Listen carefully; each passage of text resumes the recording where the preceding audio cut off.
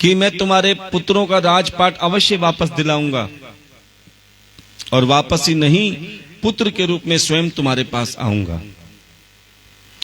कुछ समय बाद माता अदिति के पुत्र हुआ और ब्राह्मण ने उसका नाम रखा वामन। बोलिए वामन भगवान की जय। अब जब वामन भगवान मात्र 5 वर्ष के हुए, देखो ये ठाकुर की लीला होती है कि जो वचन दिया था अपनी माता को कि राजा बलि से उनके पुत्रों का राजपाट वापस दिलाऊंगा, और वो मौका देख रहे थे। जैसे ही वामन भगवान 5 वर्ष के हुए, राजा बलि ने एक महान यज्ञ किया, और उस यज्ञ में बड़े बड़े विद्वान ब्राह्मणों को बुलाया। क्यों? क्योंकि वैसे तो राजा बलि राक्षसों के राजा थे, लेकिन उनमें एक गुण भी था। देखो परमात्मा सबके अंदर गुण भी देता है और अवगुण भी देता है। ऐसा कोई इंसान नहीं जो सर्वगुण संपन्न हो। 16 कलाएं 64 कलाएं संपन्न तो केवल मेरा गोविंद ही है। बाकी सबके अंदर गुण भी भरे हैं और अवगुण भी भरे हैं। कोई महिला जिसका सुंदर रंग होगा, नए नक्श सुंदर होंगे, हर तरह से सुंदर होगी, ये उसका गुण है। लेकिन अक्सर क्या मिलता है, जो जरूरत से ज्यादा सुंदर होते हैं ना, हो सकता है उनका कद काठी छोटा हो, ये उसका अवगुण है। और कई जगह आपने देखा होगा, कोई व्यक्ति 6 फुट का इतना विशाल लंबा चौड़ा, शरीर भी बहुत अच्छा खासा होगा, ये उसका गुण है। लेकिन कभी कभी देखा होगा उसकी बुद्धि मंद होती है, ये उसका अवगुण है। आपने कोयल देखी है? उसका गुण क्या है कि बहुत मीठा बोलती है, ये उसका गुण है। लेकिन अवगुण क्या है कि वो काली है। ऐसे ही सागर, जिसका गुण है कि उसमें अथाह जल भरा पड़ा है, ये उसका गुण है। लेकिन अवगुण क्या है? सारा जल खारा है, किसी काम का नहीं, ये उसका अवगुण है। ऐसे ना होते तो कितना अच्छा होता। अब वही कोयल, सागर और फूल तीनों मिलकर इंसान के पास जाते हैं और कहते हैं, ए इंसान, तुझमें अगर दूसरों में कमियां निकालने की आदत ना होती तो कितना अच्छा होता। कि प्यारे ये इंसान सारी जिंदगी दूसरों में कमियां ही निकालता रहता है। जब देखो जिस पर देखो उंगली उठा लेता है। ध्यान देना, जब हम एक उंगली दूसरों पे उठाते हैं तो 3 उंगली कहां होती हैं? अपनी तरफ। इसीलिए प्यारे, दूसरों में कमी निकालने से पहले एक बार अपने मन के अंदर झांक लेना। विश्वास मानो, तुम्हें कमियों का भंडार दिख जाएगा, फिर तुम किसी के आगे कमी नहीं निकाल पाओगे। देखो शास्त्रों में सबसे बड़ा भजन क्या बताया गया है? सबसे बड़ी पूजा क्या बताई गई है? ये नहीं कि तुम बड़ी बड़ी कीमती चीजों से पूजा करो, मंदिर में जाके पूरा दिन बैठो, ये पूजा नहीं है। सबसे बड़ी पूजा क्या है? कई कहते हैं ये महाराज मंदिर जाते नहीं, ये तो नास्तिक हैं। प्यारे, नास्तिक आदमी सबसे पहले वास्तविक होता है, प्रैक्टिकली होता है। जब तक अपनी आंखों से चमत्कार नहीं देखता तब तक उसे विश्वास नहीं होता। ये नहीं कि वो भगवान को नहीं मानते, वो वास्तविक होते हैं। वो समझते हैं कि सबसे बड़ी पूजा क्या है, सबसे बड़ा भजन क्या है। और सबसे बड़ा भजन कौन सा है? आदत बुरी सुधार लो, हो गया भजन। आदत बुरी सुधार लो, हो गया भजन। मन की तरंग मार लो, हो गया भजन। हाँ, मन की तरंग मार लो, हो गया भजन।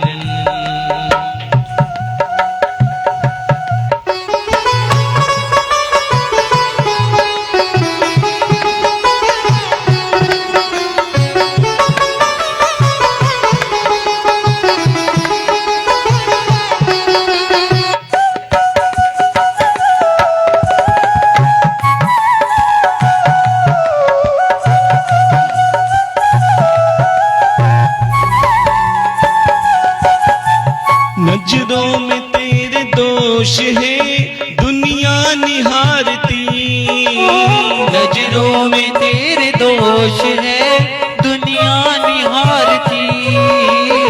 ये प्यारे, नजर का इलाज हो सकता है लेकिन नजरिए का इलाज नहीं हो सकता। अगर मन में वहम है तो हर चीज का इलाज है, लेकिन वहम का कोई इलाज नहीं।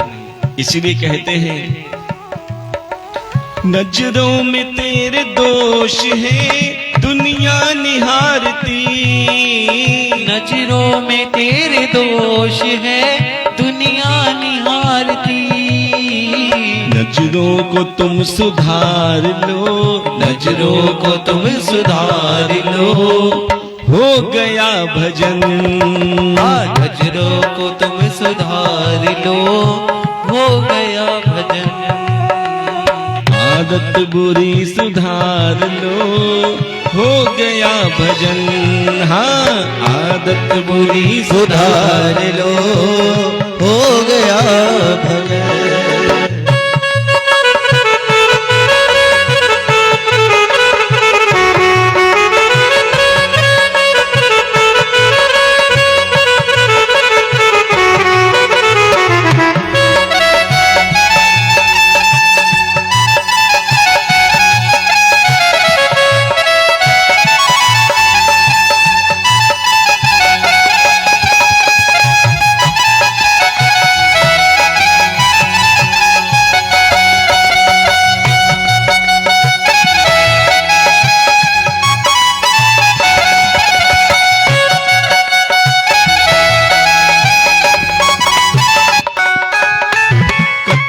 को मन से त्याग दो, सत्य वचन कहो। कटुता को मन से त्याग दो, सत्य वचन कहो। ये प्यारे, ये कटुता क्या है? ये तुम्हारी जो धनुष रूपी शब्दों के तीर निकलते हैं ना, बताया था ना, आईने में जब जाके देखा होगा तो आपके होठ धनुष की तरह दिखाई दिए होंगे। उसमें शब्दों के तीर निकलते हैं। अगर कड़वे वचन होंगे तो सामने वाले को दिल को चीर जाएंगे। अगर मीठे वचन होंगे तो प्यारे गैर को भी अपना बना लोगे। क्या? कटुता को मन से त्याग दो, सत्य वचन कहो। कटुता को मन से त्याग दो, सत्य वचन कहो। वाणी का स्वर सुधार लो, वाणी का स्वर सुधार लो, हो गया भजन। वाणी का स्वर सुधार लो, हो गया भजन। आदत बुरी सुधार लो, हो गया भजन। आदत बुरी सुधार लो, हो गया भजन। इसीलिए प्यारे कि गुड़ मत दो, गुड़ जैसी बात ही कर लो। और कहते हैं जो मीठी वाणी बोलते हैं वो गैरों को भी अपना बना लेते हैं। उनके अंदर ऐसी चुंबकीय मैग्नेटिक पावर हो जाती है, जो पहली बार किसी से भी मिलते हैं उसे लगता है कि ये मेरा है। और सूट बूट पहन रखा हो, टाई लगा रखी हो और मुख से अपशब्द निकल रहे हो तो उससे घर वाले भी परेशान रहते हैं, चाहे कितना भी साथ रहते हो। इसलिए बार बार कहा जाता है कि प्यारे शरीर एक दुकान है और जुबान इसका ताला है। शरीर एक दुकान है, जुबान इसका ताला है। और जब जुबान रूपी ताला खुलता है तब पता चलता है कि दुकान सोने की है या कोयले की है। इसीलिए प्यारे, अपने चेहरे पर हमेशा मुस्कुराहट बनाए रखो। अब जैसे ही राजा बलि ने महान यज्ञ किया, सभी विद्वान ब्राह्मणों को बुलाया, तो सज्जनों आपको बता दें, चाहे राजा बलि थे राक्षसों के राजा, ये उनका अवगुण था, लेकिन उनमें एक बहुत बड़ा गुण भी था। क्या? कि वो सबसे बड़े दानी थे। कौन थे? दानी कौन होता है?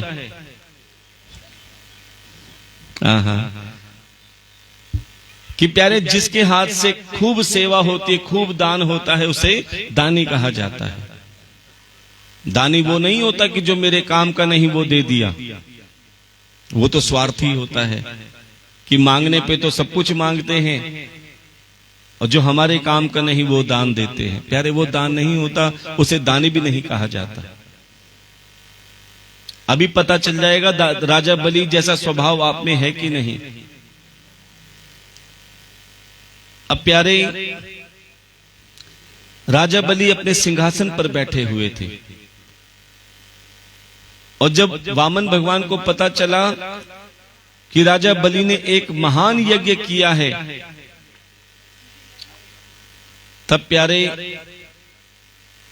छोटे से ब्राह्मण के रूप में राजा बलि के दरबार में, सभा में पहुंच गए। इतने सुंदर लग रहे थे। देखा ना, कल वामन भगवान जो आए थे कितने सुंदर लग रहे थे। जैसे वो छोटे से ब्राह्मण के रूप में वामन भगवान आए, राजा बलि अपने सिंहासन पर बैठे हुए थे। उस छोटे से ब्राह्मण को देखकर तुरंत अपने सिंहासन से उठ खड़े हुए।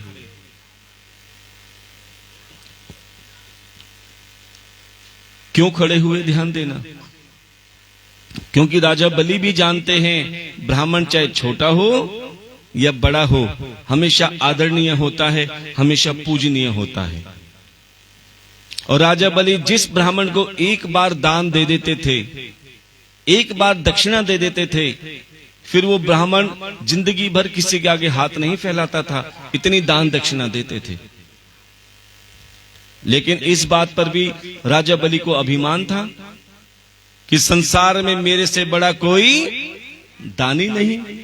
देखो, दान देना बहुत अच्छी बात है, सेवा करना बहुत अच्छी बात है, लेकिन दान देकर, सेवा देकर कहो कि मैंने इतना दान किया, भंडारे में इतने पैसे दिए, भंडारे में इतना सामान दिया, तो प्यारे वो दान निष्फल हो जाता है।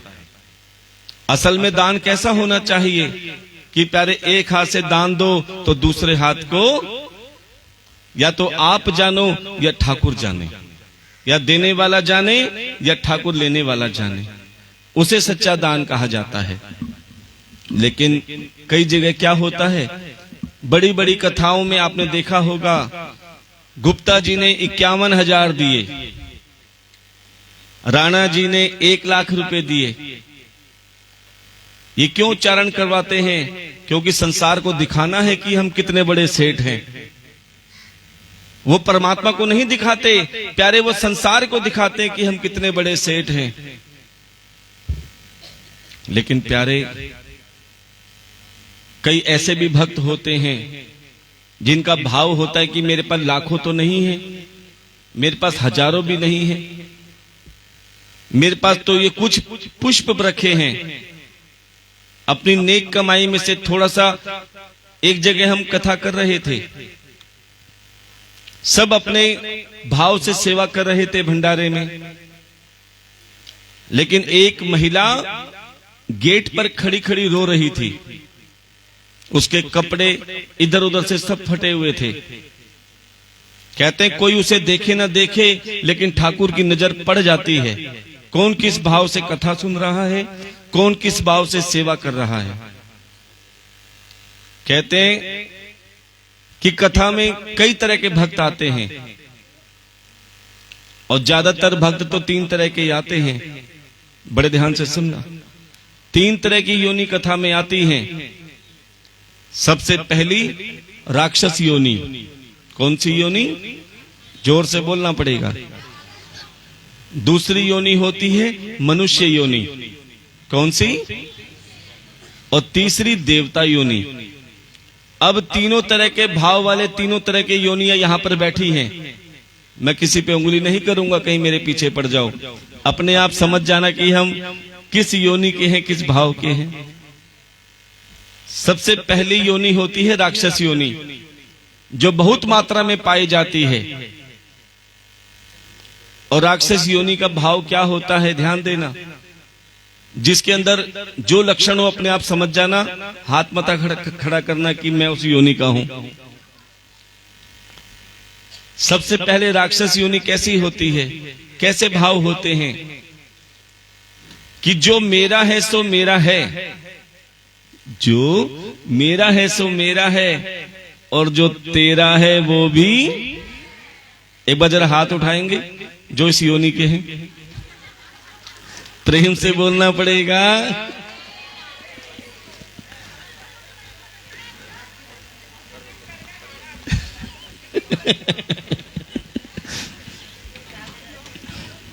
देखो कभी कभी आनंद के लिए भी करना पड़ता है ना। चलो कोई बात नहीं, भगवान ऐसे भाव किसी के ना बनाए। दूसरे भाव वाले होते हैं मनुष्य योनि, जो कहते हैं जो मेरा है सो मेरा है, और जो तेरा है वो तेरा है। भैया तू अपने घर खुश रह, मैं अपने घर खुश रहता हूं। वो हमेशा मस्त रहते और कहते हैं कुछ लेना न देना मगन रहना, कुछ लेना न देना मगन रहना, कुछ लेना न देना मगन रहना, कुछ लेना न देना मगन रहना, मगन रहना रे मगन रहना, मगन रहना रे मगन रहना, कुछ लेना न देना मगन रहना, कुछ लेना न देना मगन रहना। ये है मनुष्य योनि,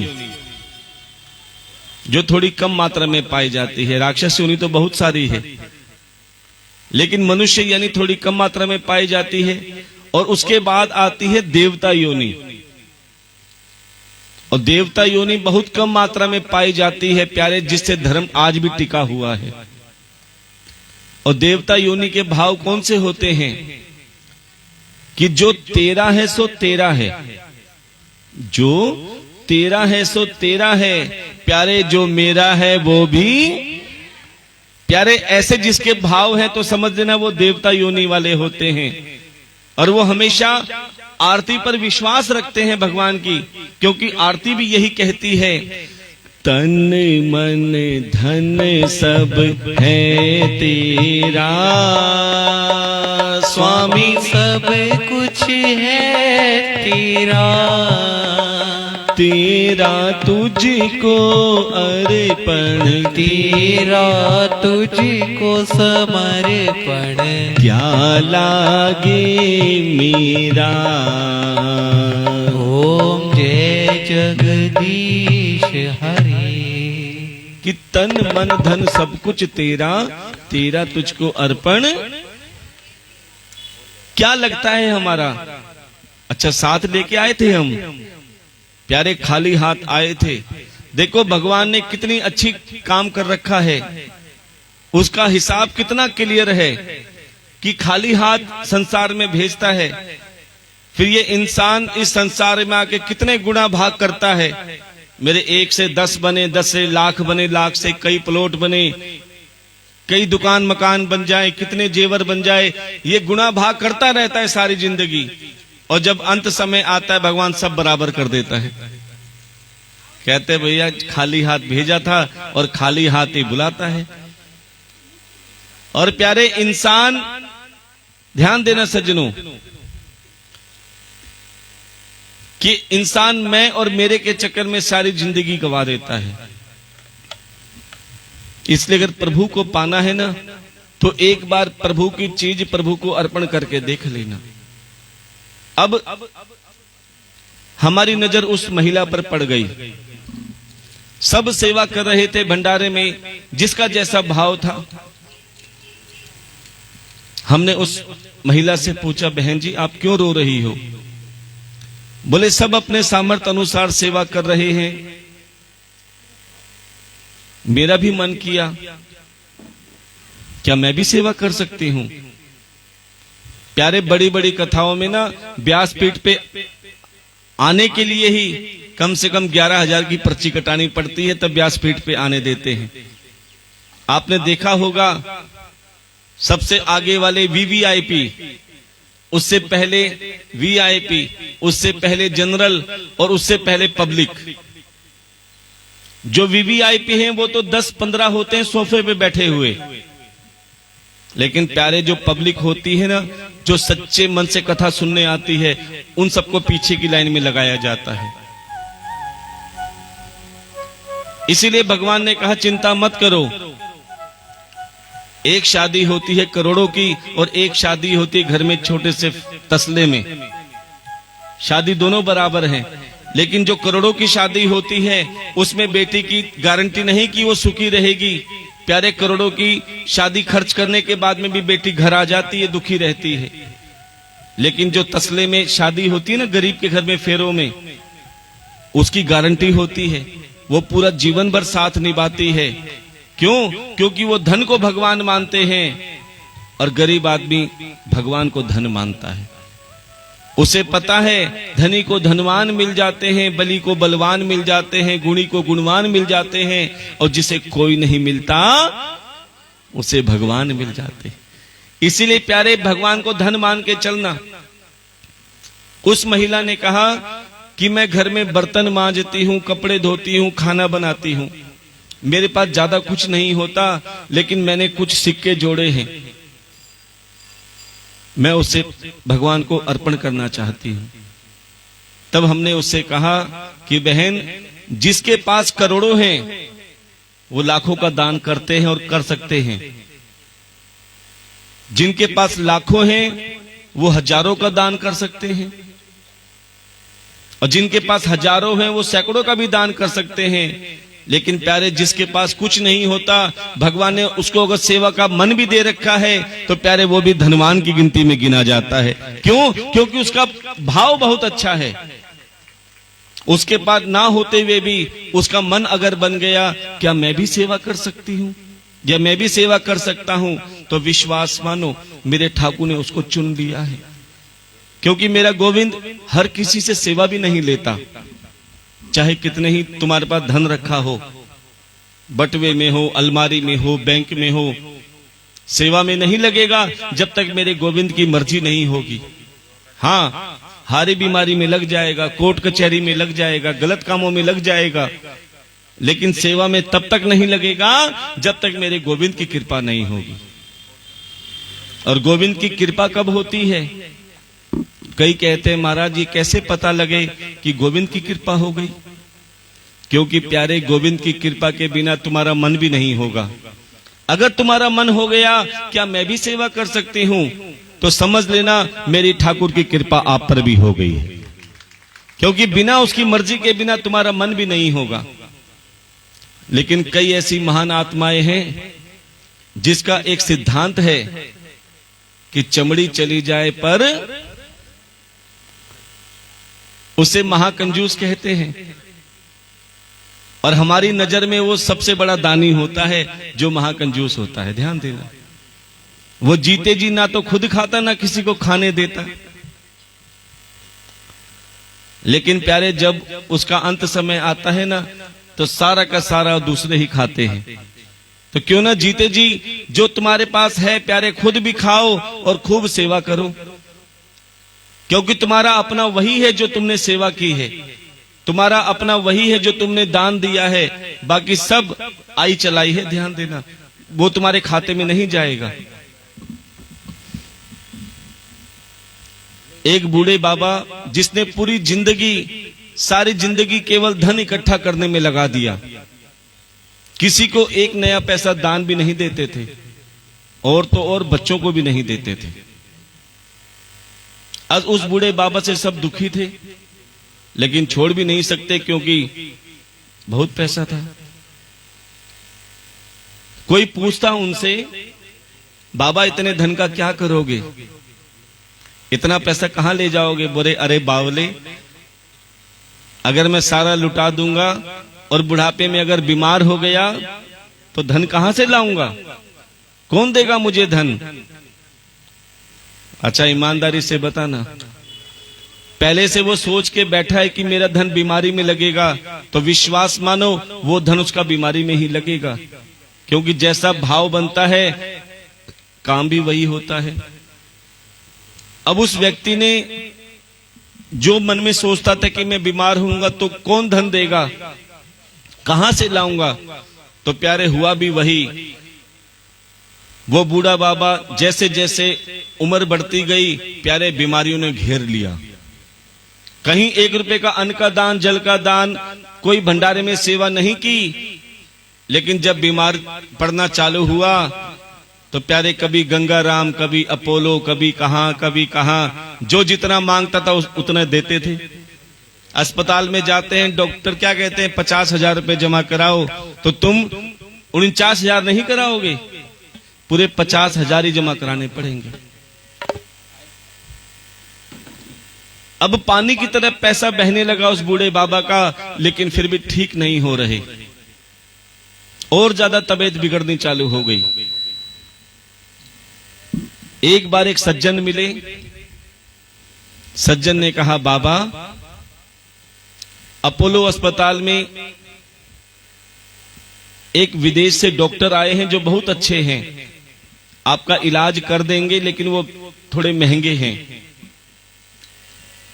अब बूढ़े बाबा जो अपनी मृत्यु को, अपनी मौत को बड़ी करीब से देख रहे थे, फिर भी पक्के दान नहीं करते थे। बोले कोई बात नहीं, चाहे कितना धन लग जाए, लेकिन मेरा जीवन तो बच जाएगा। अब बूढ़े बाबा अपोलो अस्पताल गए, डॉक्टर से मिले, कहा डॉक्टर साहब चाहे मेरी सारी धन दौलत ले लो, लेकिन मेरी बीमारी को ठीक कर दो, मुझे जीवन दान दे दो। डॉक्टर ने उस बूढ़े बाबा के टेस्ट कराए और कहा कि बाबा तुम ठीक तो हो जाओगे, लेकिन तुम्हारे दिल में छेद है, ऑपरेशन करना पड़ेगा, जिसका खर्चा आएगा 20 लाख रुपए। कितना? मंदिर में 1 रुपया नहीं दिया, दान पुण्य में कभी भंडारे में 100 रुपए नहीं दिए, वहां 20 लाख के लिए हाँ कर दिया। ध्यान देना। कोई बात नहीं डॉक्टर साहब, मैं ठीक तो हो जाऊंगा। बोले हाँ। अब डॉक्टर साहब ने उस बाबा का ऑपरेशन करना आरंभ किया और उस बूढ़े बाबा का 4 घंटे ऑपरेशन किया। कितने घंटे? जैसे 4 घंटे ऑपरेशन करने के बाद में बूढ़े बाबा से कहा, बाबा अब तुम्हारा ऑपरेशन सफल हो गया है, तुम बिल्कुल ठीक हो जाओगे। बाबा बड़ा खुश हुआ, ओहो अब मैं अच्छे से जी पाऊंगा, कोई बीमारी नहीं रहेगी, मैं स्वस्थ हो जाऊंगा। तभी डॉक्टर साहब ने 20 लाख का बिल उसके हाथ में दे दिया। डॉक्टर साहब ने 20 लाख रुपए का बिल उसके सामने दे दिया। अब जैसे बिल को देखा, बूढ़े बाबा जोर जोर से रोने लगे। डॉक्टर साहब हैरान, अरे बाबा अभी अभी तुम्हारा ऑपरेशन हुआ है, तुम रो मत। क्यों रो रहे हो? क्या 20 लाख रुपए का बिल देख के रो रहे हो? कोई बात नहीं है तो थोड़े थोड़े करके दे देना, लेकिन रो मत, फिर तबीयत बिगड़ जाएगी। अब ध्यान देना, बूढ़े बाबा ने क्या कहा। बोले डॉक्टर साहब मैं ये 20 लाख रुपए का बिल देख के नहीं रो रहा, मैं 20 लाख रुपए का बिल देख के नहीं रो रहा। तो डॉक्टर साहब ने कहा तो क्यों रो रहे हो? बोले मैं रो इसलिए रहा हूं कि तुमने मेरे दिल को 4 घंटे संभाला। कितने घंटे ऑपरेशन किया था? तुमने मेरे दिल को केवल 4 घंटे संभाला और 20 लाख रुपए का बिल बना दिया। लेकिन मेरे पूरे शरीर को मेरे ठाकुर ने 80 साल तक संभाल के रखा, मैंने आज तक उसके लिए कुछ नहीं किया। तुमने केवल 4 घंटे संभाला और 20 लाख का बिल बना दिया, इस पूरे शरीर को 80 साल तक मेरे गोविंद ने, मेरे ठाकुर ने संभाल के रखा, मैंने आज तक उसके लिए कुछ नहीं किया। अरे प्यारे, अगर मैं इसके लिए कुछ कर लेता तो ना आज मेरा शरीर कटता, ना लाखों के हिसाब से खर्चा होता और मेरा शरीर भी स्वस्थ रहता। इसीलिए हम बार बार कहते हैं प्यारे, अगर आप चाहते हो कि हमारा धन हारी बीमारी में ना लगे, अगर आप चाहते हो कि हमारा धन कोर्ट कचहरी में ना लगे, अगर आप चाहते हो कि हमारा धन गलत कामों में ना लगे, बच्चे गलत जगह ना भटके, तो प्यारे अपने धन को सदुपयोग में लगाना चालू कर दो। खुद भी सेवा करो, अपने बच्चों के हाथ से भी सेवा करवाओ, क्योंकि आजकल माता पिता अपने बच्चों को कमाने का तो बहुत जरिया दिखाते हैं कि बेटा उधर कमाने का तरीका ये है, उधर कमाने का तरीका ये है, लेकिन प्यारे बच्चों के हाथ से सेवा का तरीका भी सिखाओ कि प्यारे आप अपना प्रारब्ध सुधार सकते हो, क्योंकि आज जो तुम सेवा करते हो तुम्हारे बच्चों को मिलती है।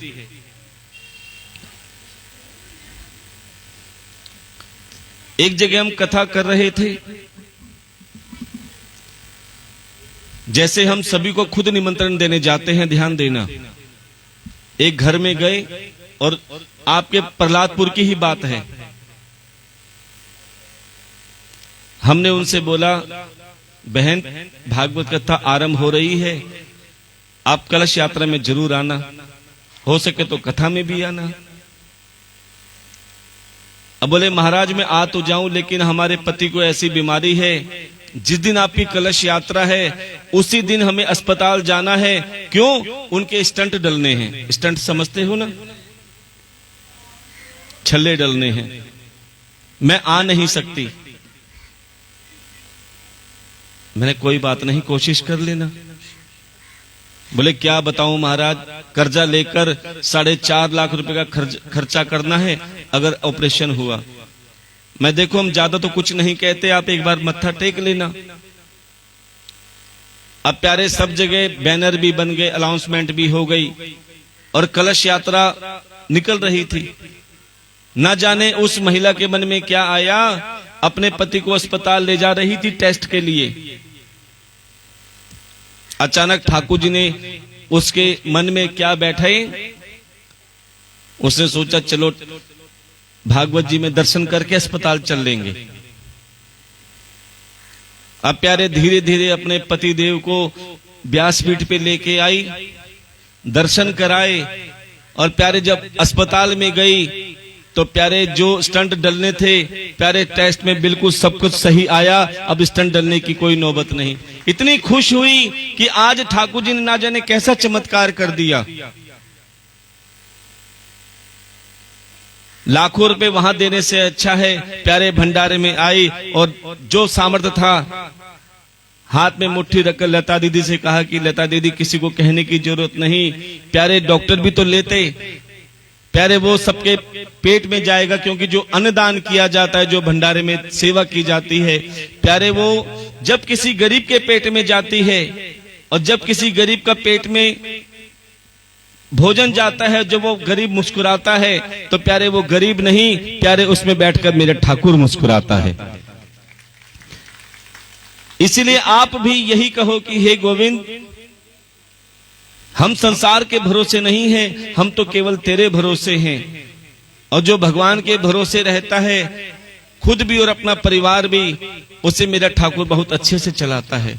तो कौन कौन अपने परिवार को ठाकुर के भरोसे करना चाहता है, वो यही कहेगा श्याम तेरे ही भरोसे मेरा परिवार है, श्याम तेरे ही भरोसे मेरा परिवार है, श्याम तेरे ही भरोसे मेरा परिवार है, श्याम तेरे ही भरोसे मेरा परिवार है। तू ही मेरी नाव का माझी, तू ही मेरी नाव का माझी, तू ही पतवार है, श्याम तेरे ही भरोसे मेरा परिवार। सभी बोलेंगे भाव से, श्याम तेरे ही भरोसे मेरा परिवार है। ही मेरी नाव का माझी, तू ही मेरी नाव का माझी, तू ही पतवार है। जय हो राम तेरे भरोसे मेरा परिवार है, शाम तेरे भरोसे मेरा परिवार है। तो उठाइए ना अपने हाथों को जो तालियों की सेवा करते।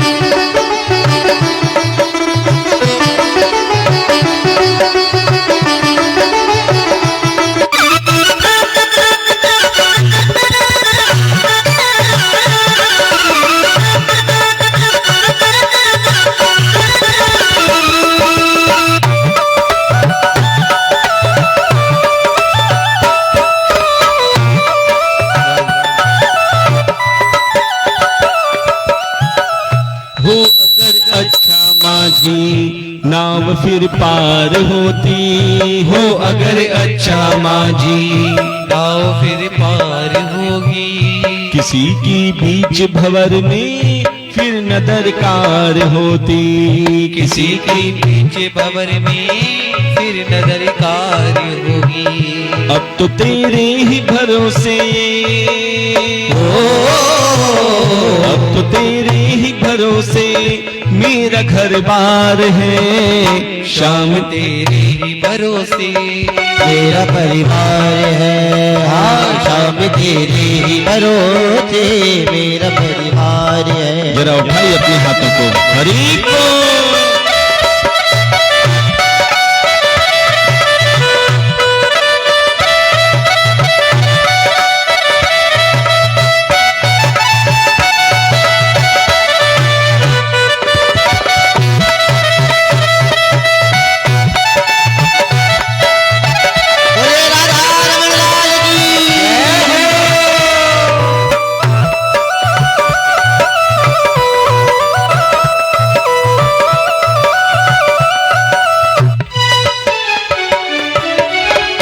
मुझको अपनों से बढ़कर सहारा तुमने दिया है, मुझको अपनों से बढ़कर सहारा तुमने दिया है। मुझको अपनों से बढ़कर सहारा तुमने दिया है, मुझको अपनों से बढ़कर सहारा तुमने दिया है। जिंदगी भर जीने का गुजारा तुमने दिया है, जिंदगी भर जीने का गुजारा तुमने दिया है। मुझ पे एहसान तेरा, मुझ पे एहसान तेरा का न बेशुमार है, शाम तेरे भरोसे मेरा परिवार है, शाम तेरे भरोसे मेरा परिवार है। मेरा परिवार है, मेरा परिवार है।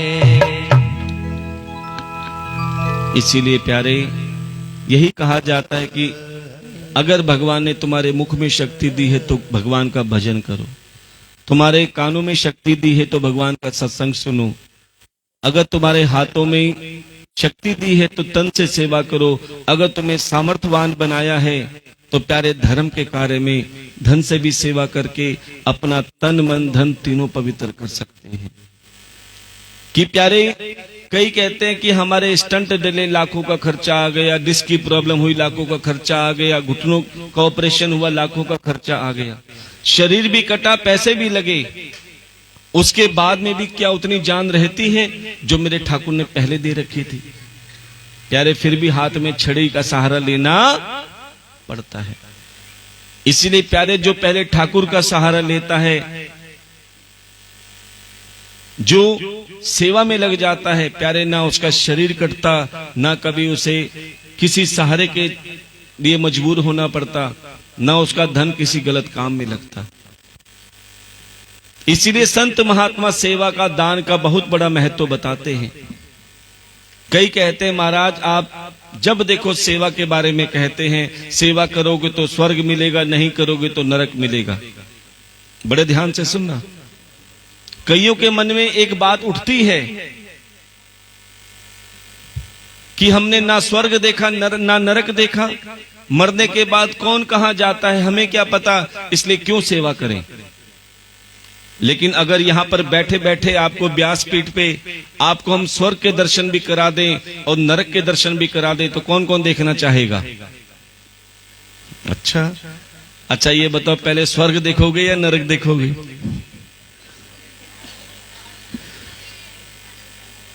प्रेम से बोलना पड़ेगा। एक कथा में हमने सबसे कहा कि स्वर्ग कौन कौन देखना चाहता है। अब जितनी भी बूढ़ी माताएं थी सबने तो हाथ उठा लिए, जो बहुएं थी वो हाथ नीचे करके बैठी रही। हमने उनसे पूछा, बहन क्या बात है, आपको स्वर्ग नहीं जाना? बोले महाराज हमारी सासू जी को स्वर्ग भेज दो, हमारा स्वर्ग तो यहीं हो जाएगा। प्रेम से बोलना पड़ेगा। देखो हम आपको बताते हैं स्वर्ग और नरक कहाँ है। स्वर्ग और नरक कहीं बाहर नहीं है, ये स्वर्ग और नरक इसी पृथ्वी में, इसी संसार में है। जो 84 लाख योनियां हम कहते हैं, संत महात्मा बताते हैं, ये 84 लाख योनियां भी यही हैं। ये जो आप देखते हो ना, पशु पक्षी, उड़ने वाले जानवर, जल वाले, कोई पाताल में है, कोई कुछ है, ये 84 लाख योनियों में ही आते हैं। कुछ योनियों को आप देख लेते हैं, कई ऐसी हैं जो बैक्टीरिया हैं, कीटाणु हैं, ये भी तो जीव हैं। जो पौधे हैं, पेड़ हैं, ये भी तो योनियों में ही आते हैं। ये तो है 84 लाख योनि। ध्यान देना, जिसे किसी ना किसी रूप में इसी पृथ्वी में वापस आना पड़ता है। अब स्वर्ग और नरक का फल कैसे मिलता है? कैसे पता चले कि आपने सेवा की है तो स्वर्ग मिलेगा, नहीं की तो नरक मिलेगा? आपको दिखा देते हैं, बड़े ध्यान से सुनना। ये बस अड्डे पे मरगट वाले हनुमान जी का मंदिर है। किस किस ने नाम सुना है और कौन कौन गया है वहां पे? सब गए हैं ना? तू ना गई अभी? अच्छा, वहां पे एक राम कचौड़ी वाले हैं। किस किस ने खाई है राम कचौड़ी? ओहो, इतने लंबे हाथ। अब हम आपको बता देते हैं, ध्यान देना, कि जब आप उस हनुमान मंदिर में या किसी भी मंदिर में जाते हो, ध्यान देना, वहां पे दुकानें भी लगी होती हैं।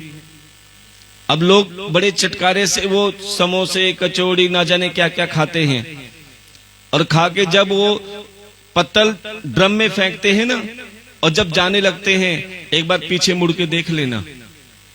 ये हमारी आंखों देखी बात है कि वो खाकर ड्रम में पत्ता फेंक के चले गए, लेकिन पीछे जो वहां पे भिखारी है ना, वो ड्रम में हाथ मार मार के जो बच जाता है उसे छीन छीन के खाते हैं। क्यों? है तो वो भी इंसान ही। फिर वो क्यों तरस रहे हैं अन्न के लिए? क्योंकि उन्होंने कभी अन्न का दान नहीं किया। इंसान की योनि तो मिली है। आपने वहां देखा होगा, किसी के हाथ टेढ़े, किसी का पैर टेढ़ा, कोई फुटपाथ पे लेटा हुआ है। यहां पर तो तुम एयर कंडीशन में, पंखों में, कूलर में सोते हो, बैठते हो, प्यारे वहां पे धूप, बारिश, आंधी तूफान में फुटपाथ पे लेटे रहते हैं जानवर की तरह। क्यों? प्यारे कभी उन्होंने सेवा नहीं की, कभी जल का दान नहीं किया, कभी अन्न का दान नहीं किया, कभी कोई सेवा नहीं की। आज वो पशु की जिंदगी जी रहे हैं। कोई बात नहीं, मत्था टेक रहे हैं, कोई बात नहीं। देखो, एक व्यक्ति, हाँ जी, बातें ना करें, एक व्यक्ति जिसने पूरी जिंदगी कोई अन्न का दान नहीं किया, जल का दान नहीं किया, किसी प्रकार की कोई सेवा नहीं की, आज वही हाल है। किसी एक पुण्य के कारण इंसान की योनि तो मिल गई, लेकिन पशु की योनि जी रहे हैं। ये उनके लिए नरक है। ध्यान देना, ये उनके लिए नरक है। अब स्वर्ग दिखा देते हैं कहां पे है, कि एक व्यक्ति ने पूरे जीवन में खूब भंडारे करवाए, खूब लंगर लगवाए, और जहां मंदिर में दान पुण्य किया, गरीबों को कपड़े दिए, ना जाने क्या क्या दिया, लेकिन किसी एक पाप के कारण वो अगले जन्म में कुत्ता बन गया। ध्यान देना, इधर इंसान की योनि पाने के बाद में भी पशु की जिंदगी जी रहे हैं, लेकिन वो पूरी जिंदगी उसने दान पुण्य किया, सेवा करी, लेकिन किसी पाप के कारण वो कुत्ता बन गया। लेकिन कुत्ता बनने के बाद में भी देखो उसके कर्मों का फल कैसा है। वो कुत्ता किसी करोड़पति सेठ के यहां पलने लगा, वो कुत्ता किसी करोड़पति सेठ के यहां पलने लगा। अब आपको पता है ना, जो पैसे वाले अपने यहां कुत्ता रखते हैं कैसे पालते हैं, अपने बराबर एयर कंडीशन कमरों में रखते हैं, अपने बराबर एयर कंडीशन गाड़ी में घुमाते हैं। और प्यारे जो इंसानों को खाने को नहीं मिलता, प्यारे उस कुत्ते को एक से एक बढ़िया बढ़िया चीजें मिलती हैं। क्या वो कमाता है? उसे पता है जो मैंने सेवा करी है, जो मैंने अन्न का दान किया है, जो मैंने धन का दान किया है, अब मुझे कमाने की जरूरत नहीं, मेरा मालिक मेरा ख्याल अपने आप रखेगा। वो उसके लिए स्वर्ग है। इसलिए बार बार कहा जाता है प्यारे कि 84 लाख में तुम्हें ये मानव का चोला मिला है, इसको खराब मत करो पाप का कार्य करके। ऐसा कार्य करो जो तुम्हारा ये मानव का तन सफल हो जाए। क्या? ये नर तन जो तुझको मिला है, ये नर तन जो तुझको मिला है, ये गवाने के काबिल नहीं है, ये गवाने के काबिल नहीं है। ये नर तन जो तुझको मिला है, ये नर तन जो तुझको मिला है, ये गवाने के काबिल नहीं है, ये गवाने के काबिल नहीं है। तेरा यह वास अनमोल हीरा, तेरा यह वास अनमोल हीरा, जो लुटाने के काबिल नहीं है, जो लुटाने के काबिल नहीं है। ये नर तन जो तुझको मिला है, ये नर तन जो तुझको मिला है। जरा उठाइए अपने हाथों को, तालियों की सेवा में लगा दीजिए।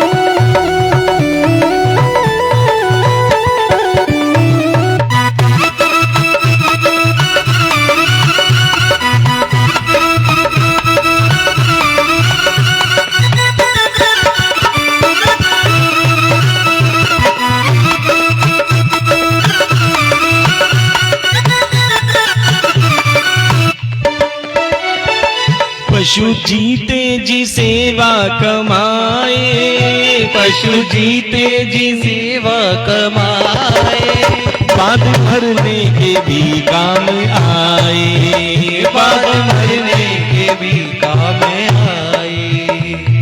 प्यारे गौ माता जो तुम्हें जीते जी दूध देती है, जिसका तुम दूध, दही, छाछ, माखन, घी न जाने कितने रूपों में उपयोग में लाते हो, जीते जी सेवा करती है।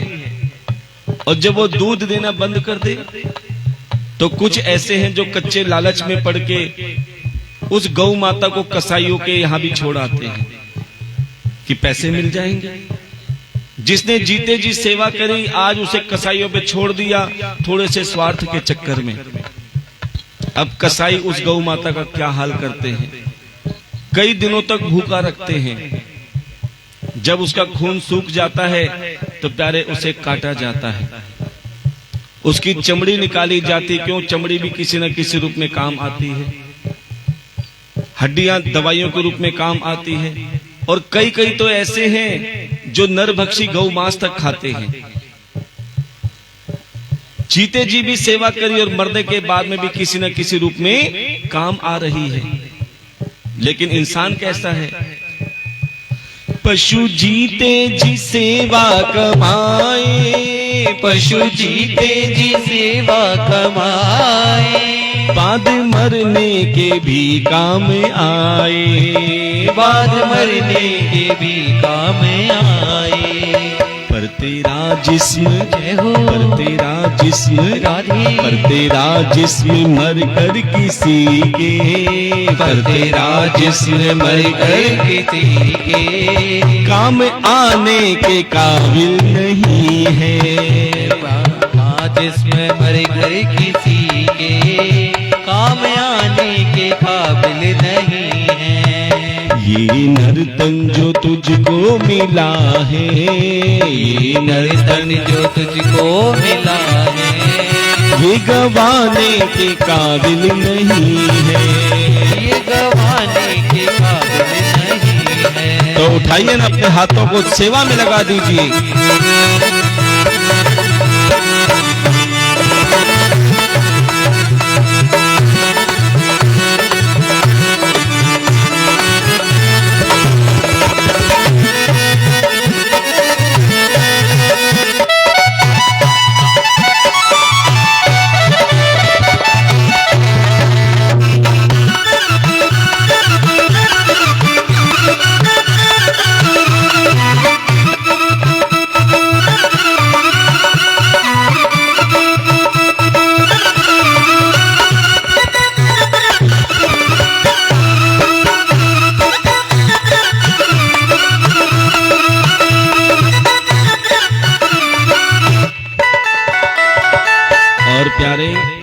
ये इंसान को इतनी अच्छी योनि मिली है जो अपनी बात समझ भी सकती है और समझा भी सकती है, लेकिन उसके बाद में भी ये इंसान क्या करता है, उसका दुरुपयोग करता है। मुख दिया है भगवान का भजन करने के लिए, उसमें निंदा चुगली में लगा रहता है, झूठ बोलता है, बेईमानी करता है। क्या झूठ बोले वे गप्पे लड़ाए, झूठ बोले वे गप्पे उड़ाए, झूठ बोले वे गप्पे लड़ाए, झूठ बोले वे गप्पे लड़ाए। निंदा चुगली खुशी से बैठे गाए, निंदा चुगली खुशी से बैठे गाए। जय हो। 4 सहेलियां बैठी हूं और 5वें की बुराई चल रही हो, सारा दिन चर्चा चलती रहेगी, बातें खत्म नहीं होंगी, और शाम को क्या कहेंगे, छोड़ो हमें क्या लेना, बजाओ ताली अपने लिए। कल फिर बात करेंगे। क्या झूठ बोले वे गप्पे उड़ाए, झूठ बोले वे गप्पे उड़ाए, निंदा चुगली खुशी से बैठे गाए, निंदा चुगली खुशी से बैठे गाए।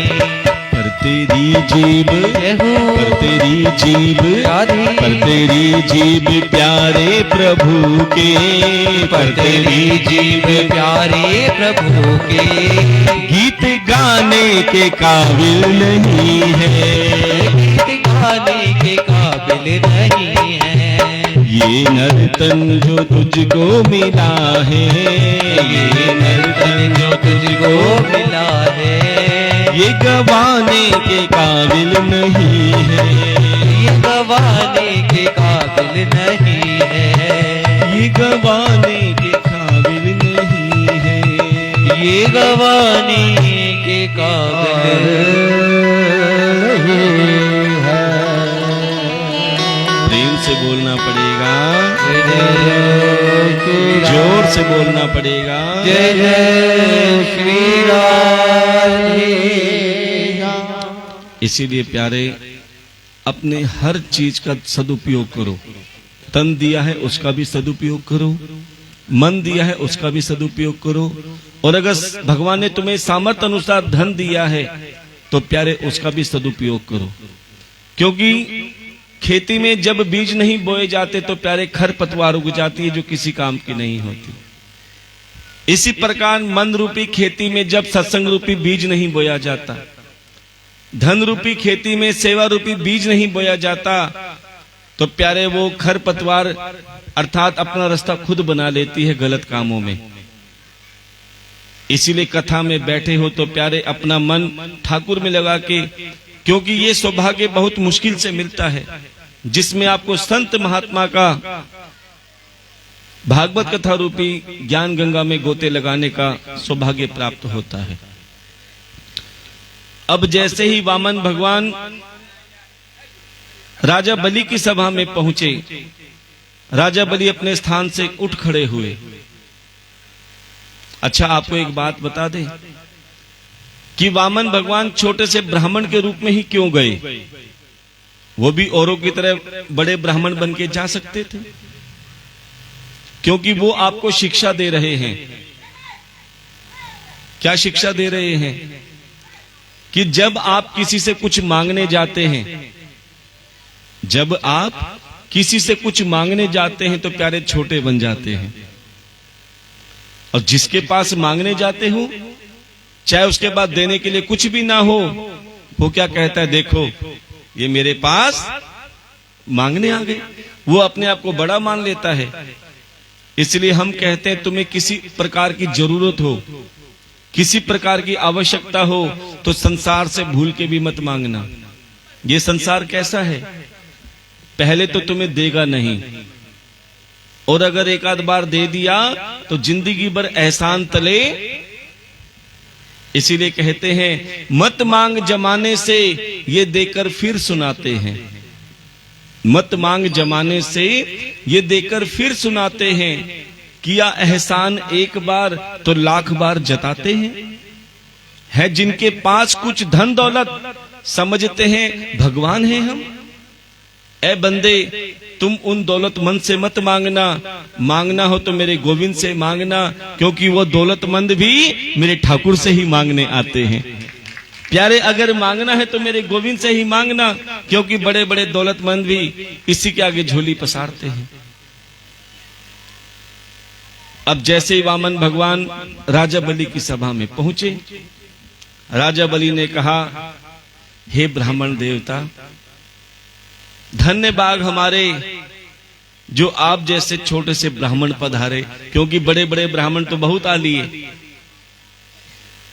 और हमने उनको इतना दान दिया, इतनी दक्षिणा दी कि जिसे हम दान दे देते हैं, जिसे हम दक्षिणा दे देते हैं, फिर वो किसी के आगे हाथ नहीं फैलाते। देखो, अभी भी अभिमान। हे छोटे से ब्राह्मण, आपकी जो इच्छा हो मांग लो, मेरे पास ऐसी कोई वस्तु नहीं जो मैं नहीं दे सकता, एक बार मांगकर तो देखो। अब छोटे से ब्राह्मण मुस्कुरा रहे हैं। अरे राजा बलि, इतना अभिमान ठीक नहीं, कुछ पल रुक जाओ, पता चल जाएगा।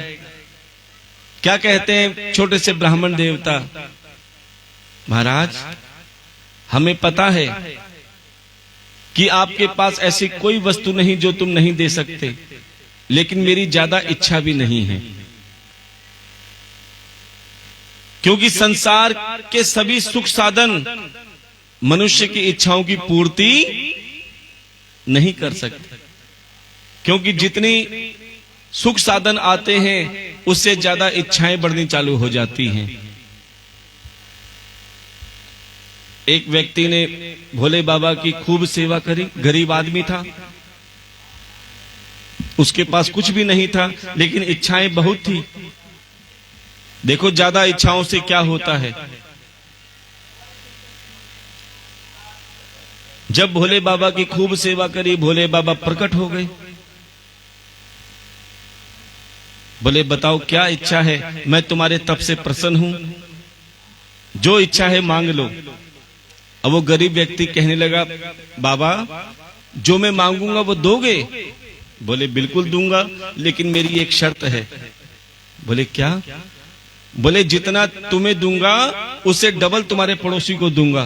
बोले, मंजूर है? अब बोले, ठीक है बाबा, कोई बात नहीं, बताओ क्या चाहिए। बोले, आज तक मैंने लोगों की गाड़ियां देखी हैं, मुझे भी एक लंबी सी कार दे दो। भोले बाबा ने उसे एक कार दी और पड़ोसी को। अब ईमानदारी से बताओ, वो व्यक्ति सुखी रहेगा या दुखी रहेगा? क्यों? मेरी एक तो ठीक है, लेकिन पड़ोसी की दो कैसे हो गई? फिर बोले प्रभु अब तुमने कार तो दे दी, एक सुंदर सा मकान भी दे दो। भगवान ने उसे एक मकान दिया और पड़ोसी को अब तो और ज्यादा सुखी रहने लगा होगा। और ज्यादा दुखी हो गया कि मेरा तो एक मकान और पड़ोसी के, अब तो जो मांगे भगवान उसे एक दे और पड़ोसी को दो देता रहे। अब तो जब कुछ नहीं था तब ज्यादा सुखी था, अब सब कुछ होने के बाद भी दुखी है क्योंकि पड़ोसन के डबल डबल हो रहे हैं। अब उसने सोचा कि मैं ऐसा क्या मांगू जो पड़ोसन का नाश हो जाए। बोले प्रभु मेरी एक आंख फोड़ दो, मेरी एक आंख फोड़ दो। उसे पता है जब मेरी एक फूटेगी तो पड़ोसन की। सज्जनों इसीलिए इंसान दुखी है, अपना भला हो या ना हो लेकिन दूसरे का बुरा करने के चक्कर में लगा है। इसीलिए प्यारे अगर सुखी रहना है तो ज्यादा इच्छाओं को मत पालना, क्योंकि ज्यादा इच्छाएं ही दुख का कारण होती हैं। देखो इच्छा और आवश्यकता दोनों में अंतर होता है। इच्छा क्या है और आवश्यकता क्या है, ध्यान देकर सुनना। जिसे इच्छा और आवश्यकता में अंतर पता चल जाता है प्यारे वो कभी दुखी नहीं रहता। आवश्यकता क्या है, तुम्हारे पेट में भूख लग रही है ना, तो दाल रोटी खाओगे उसमें भी पेट भर जाएगा ना, ये तुम्हारे शरीर की आवश्यकता है। लेकिन आजकल के यंगस्टर, आजकल के बच्चों की इच्छा क्या है, मम्मी मोमोज ले आऊं, पिज्जा ले आऊं, बर्गर ले आऊं, ये इच्छाएं हैं। और आजकल तो एक इच्छा बहुत चल रही है, थोड़े से बच्चे बड़े होते हैं, मम्मी आज मुरथल चलते हैं पराठे खाने के लिए। मुरथल का नाम तो सुना होगा है? अच्छा माता जी ने टेस्ट भी ले रखा है। देखो सच बताएं, जितने के पराठे नहीं होते उतने का तेल लग जाता है। जितने के पराठे नहीं है, जितने का स्वाद नहीं है, बस इच्छा है मुरथल के पराठे खाने हैं। और आजकल के बच्चों का हाल देखो, जो पैसे वाले हैं ना, अपने पिताजी की जेब में से गाड़ी की चाबी निकाली, 4-5 दोस्तों को इकट्ठा किया, गाड़ी में बैठे और चले गए मुरथल। क्या खाने के लिए? इच्छा है। लेकिन आपने समाचार में, अखबार में देखा होगा, सुना होगा, मुरथल जा रहे थे और गाड़ी आपस में सारे के सारे बच्चे ढेर। किसने मारा? इच्छाओं ने। घर बैठ के दाल रोटी में भी काम चल सकता था, लेकिन इच्छाओं ने मारा। और प्यारे शरीर की आवश्यकता, गर्मी में थोड़े पतले कपड़े पहन लो, सर्दी में थोड़े मोटे कपड़े पहन लो, शरीर की आवश्यकता पूरी। लेकिन आजकल के हमारे बच्चे, यंगस्टर जिसे बोलते हैं, कोई पैंट यहां से फटी मिलेगी, कोई यहां से फटी मिलेगी, और बड़े शान से घूमते हैं। पहले जरा सी पैंट फटती थी तो ढकते थे, कहीं किसी को पता ना लग जाए। आज जितनी ज्यादा पैंट फटी होगी उतने ज्यादा चौड़े होके चलते हैं। पूछो कितने की? बोले 5000। देखो ये हाल है इच्छाओं का। और इच्छाओं में हमारी माताएं बहनें भी कम नहीं है, ध्यान देना। अब आपको बता देते हैं, ये कड़वी सच्चाई है, ध्यान देना। और ये आप सब भी जानते हो। आपके घरों में आपकी अलमारी, संदूक, ट्रंक या पलंग के अंदर जहां खोलोगे वहां कपड़े निकलेंगे दबादब। और जैसे ही कोई शादी का कार्ड आ जाता है, जैसे कोई निमंत्रण आ जाता है या करवा चौथ आ जाती है, आहा, बोले महाराज क्या करें, हमारे पास तो सब कुछ होते हुए भी इच्छा है कुछ नया पाने की। और प्यारे यही इच्छाएं दुख का कारण होती हैं। अरे एक बार सुदामा जी की भी जिंदगी जीकर देख लो। सुदामा जी के पास कुछ भी नहीं था, इसलिए उनकी इच्छाएं भी नहीं थी। इसलिए वो हमेशा मस्त रहते थे कि हे ठाकुर, तुमने हमें बहुत कुछ दिया है, क्योंकि अगर ज्यादा दिया होता तो हम और ज्यादा दुखी रहते। अब यही वामन भगवान समझा रहे हैं राजा बलि को। हाँ जी, बातें नहीं कि राजा बलि,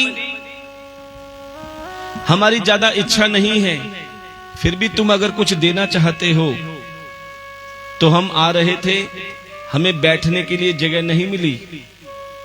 अगर देना ही चाहते हो तो हमें 3 पग भूमि दान दे दो।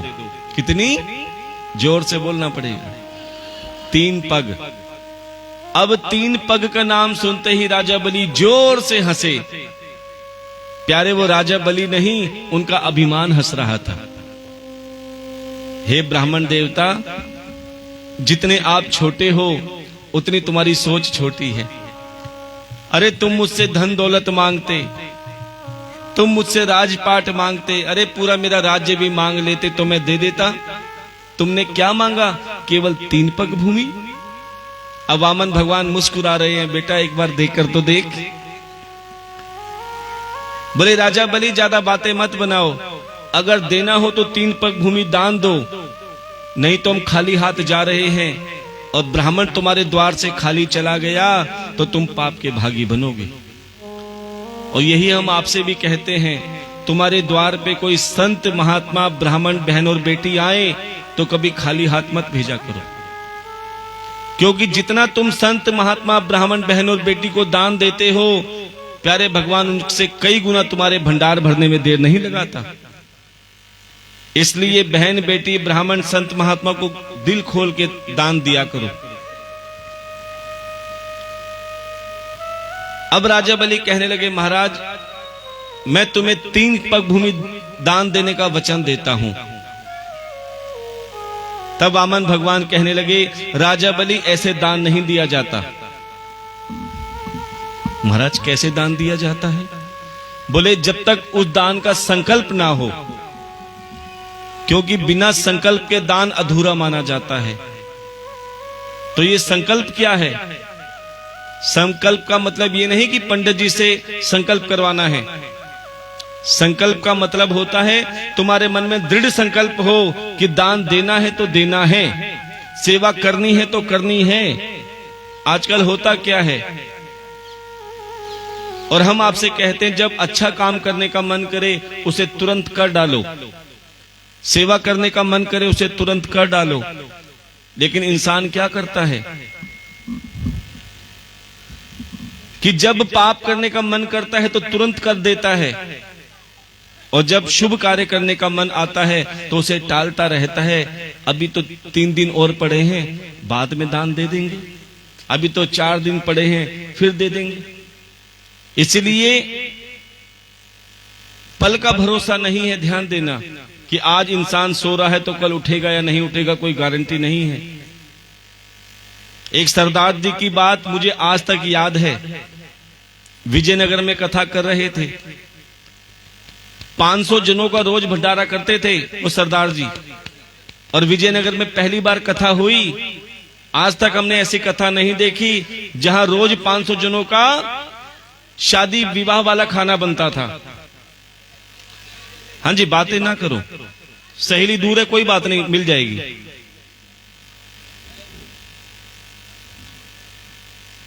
अब प्यारे रोज 500 जनों का भंडारा, वो भी शादी विवाह वाला खाना। हमने सरदार जी से पूछा, बोले सरदार जी इतना खर्चा क्यों कर रहे हो, क्यों रोज इतना भंडारा कर रहे हो? सरदार जी ने बहुत अच्छा जवाब दिया कि महाराज सुबह का क्या पता आंख खुले ना खुले, अगर आज मेरे पास है तो मुझे सेवा करने दो। ये मौका जिंदगी में पहली बार मिला है, आज तक विजयनगर में कथा नहीं हुई थी। बोले सुबह का कोई पता नहीं कि मेरी आंख खुले ना खुले। महाराज मैं अपना आगा सुधार रहा हूं, ना जाने मैंने कौन से कर्म किए थे, पैसा तो बहुत है लेकिन सुख शांति नहीं है। लेकिन आज मुझे सेवा करके इतनी शांति मिल रही है और कथा सुन के मुझे इतना ज्ञान मिल रहा है कि मैं सोचता हूं कि आज मेरे ठाकुर ने मुझ पर इतनी बड़ी कृपा की है। ये सौभाग्य हर किसी को नहीं मिलता। बचाना तो सब जानते हैं, लेकिन प्यारे जो भगवान के लिए भंडारे में सेवा करता है प्यारे, उसका फल उनके उनके बच्चों को, परिवार को और पितरों को भी मिलता है। इसीलिए जब सेवा का मौका आए प्यारे, उसे कल पर मत छोड़ो।